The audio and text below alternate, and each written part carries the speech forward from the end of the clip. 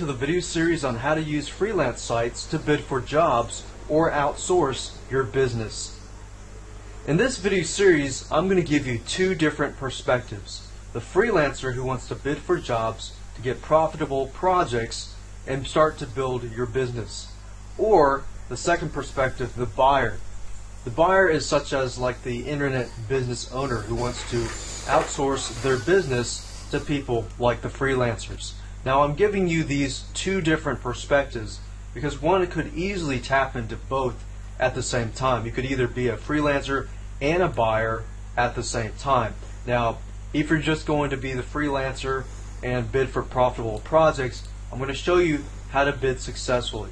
And if you're just wanting to outsource your business, you can use the second part of the video series to learn how to find honest and hardworking freelancers and how to avoid being scammed.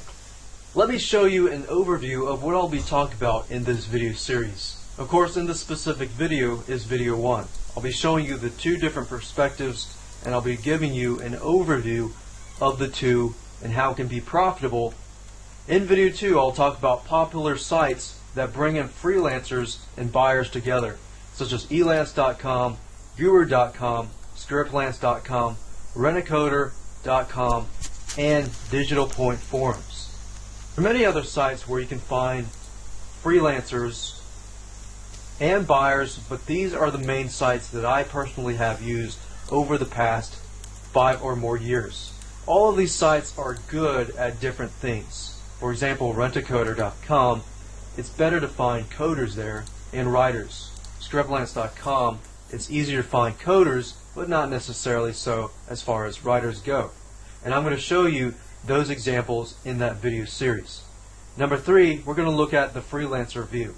Bidding for jobs, what you need to know beforehand. Video 4, the freelancer again, how to increase your bid acceptance and long-term relationships with your buyers. The biggest issue that a freelancer faces is bid acceptance. How do you actually win the bid? Because you're going to have 10, 20 more people who are bidding for the same project. How do you stand out between all those other people? Video 5, the buyer view.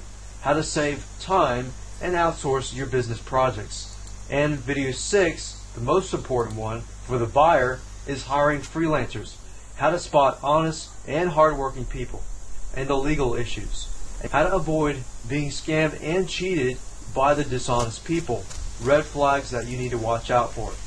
I, as a person who have used these sites, as a buyer, have been cheated and scammed many times. But now I know how to minimize those factors and how to find honest and hardworking people. Let me give you a quick overview of two different perspectives, the freelancer and the buyer. You can either tap into one of these, the freelancer or the buyer, or you can tap into both, the freelancer and the buyer. And doing both is actually profitable, just because you can be the freelancer, but you can also be the buyer. Let's say, for example, you're running a design company, and you start out as the freelancer. You're the designer, and work begins to come in, and you've got too much work to do. You can begin to find other designers who have skills such as yours and outsource to them. So even though you're getting the commission and you're getting the buyers that are coming to you, you can outsource part of your business. And I know several people that are doing that. You're a programmer, a writer, article writer, any type of business, you could either tap into both. With that said, let me begin to talk about the freelancer perspective. Whether you have never been a freelancer before or you have done some work, there are a few things that you need to make sure that you have before you begin to bid on any project. I'll talk more about that in video 3. Let's take a quick example. Right now I'm at scriptlance.com, and you'll notice that we have bids. The bids are from the freelancers who are bidding on the project. And if we take, for example, this project here, a bug fix, apparently somebody is having a bug fix, so they need somebody to fix the bug. What they'll have done is they'll list the job types. And if you're a good programmer, you can do PHP and MySQL, then you can begin to bid on the project. one thing to know about as a freelancer is before you bid on the project, you want to be very specific. And I'll actually show you that in the future videos. Now this is what it looks like to be a freelancer. These are freelancers here, programmers. And this is the buyer here. The buyer is listing a description, and I'll show you as a buyer, if you want, later on, how to make a good description so that you get people who are actually bidding on your project and know what they're bidding on. So with that said, let's talk about the buyer point of view. As a buyer, you need to be very careful because you can get scammed. But as a freelancer, you got to be careful too, because there are some corrupted buyers out there as well.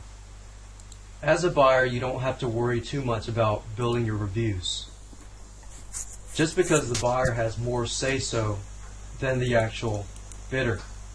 And this is because the buyers actually give money to the freelancers and they actually build up the site. So Scriptlance.com, Rent-A-Coder.com, they're most likely going to favor the buyer over the freelancer. And I'll show you later down the road how to be a good buyer so that you get more bids in the future at the same time, and how to avoid being scammed or cheated.